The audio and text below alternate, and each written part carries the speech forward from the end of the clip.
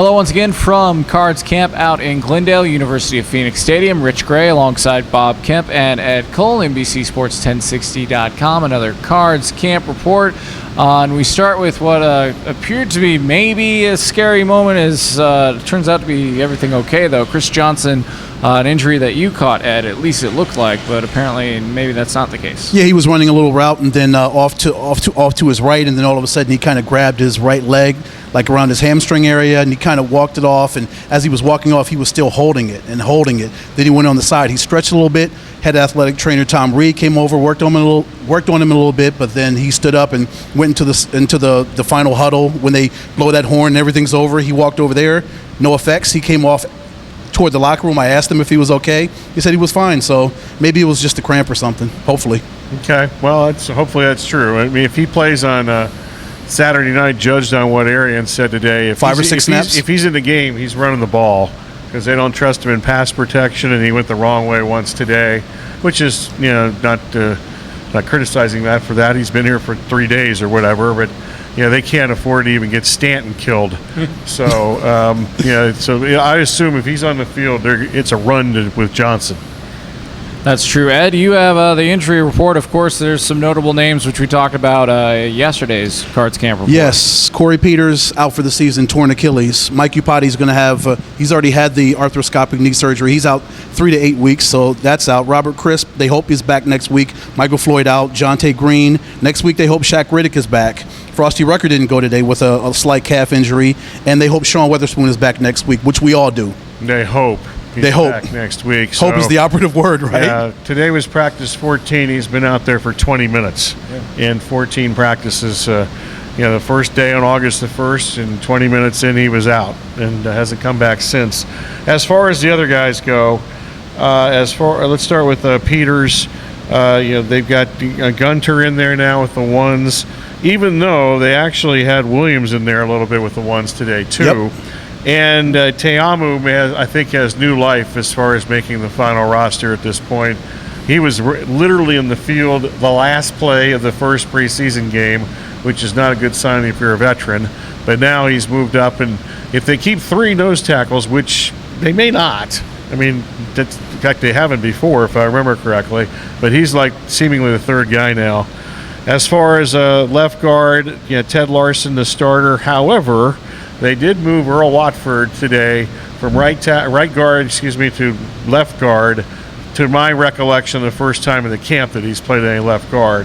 He did a little right tackle last week, so maybe that's a sign that at least he can challenge Larson for the starting spot after they've talked him up for 2 years and really never given him a chance to play. So we'll see if that really materializes into anything. I think that'll be something to pay attention to on Saturday night, is who's the number 2 left guard. And I wouldn't be surprised if Larson even got some extended time at that spot after the ones leave, just to see if he hasn't had that many reps there. So he started the camp as a backup center, remember? So right.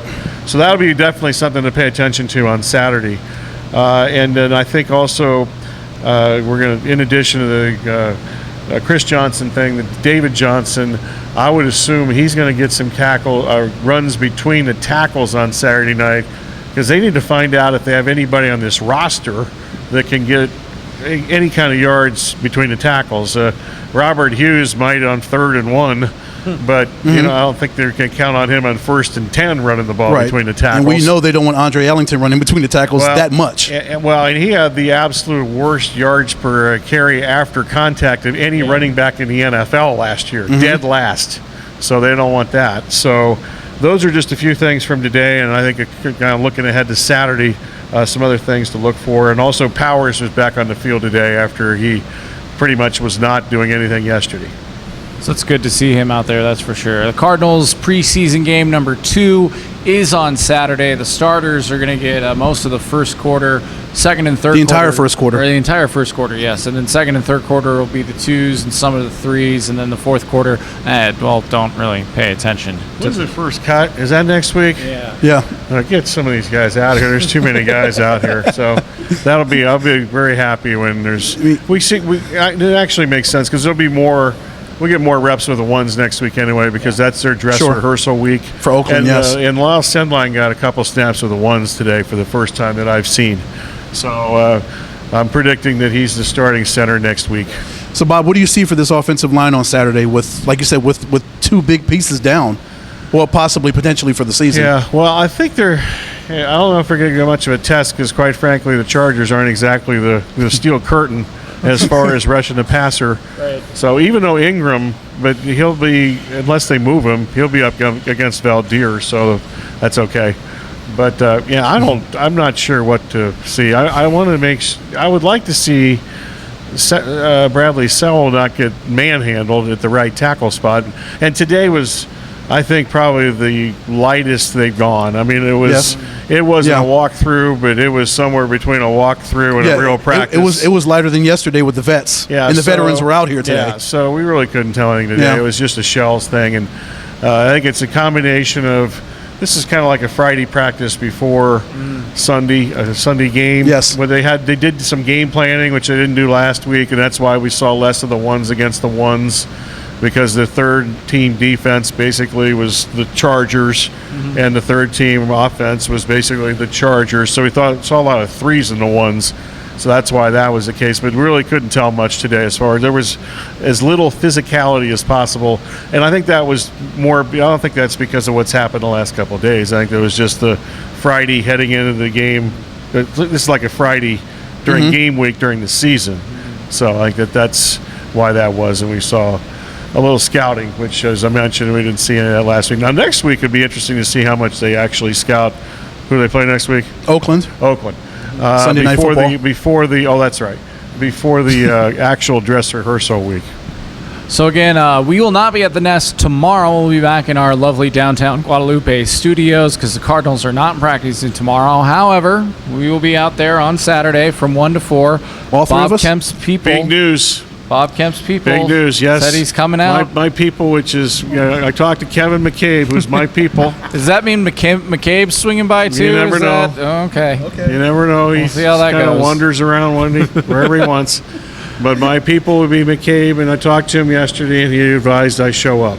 So you will be there from what, around 2:30? Yeah, about 2:30. So I can guarantee the 2:30 thing till 4. I actually have a few things I need to take care of, and like domestic things. Okay. Before we've been out here for 3 weeks, so Right, I'm a little exactly. behind in a few items.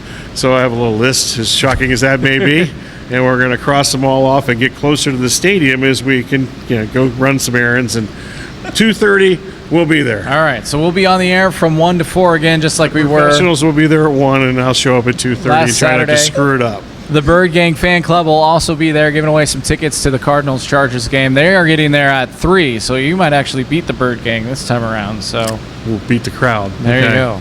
So we'll see you on Saturday from 1 to 4 at the Nest Sports Bar and Grill, 95th Avenue and Camelback. For Bob Kemp and Ed Cole, I'm Rich Gray on NBC Sports Radio AM 1060.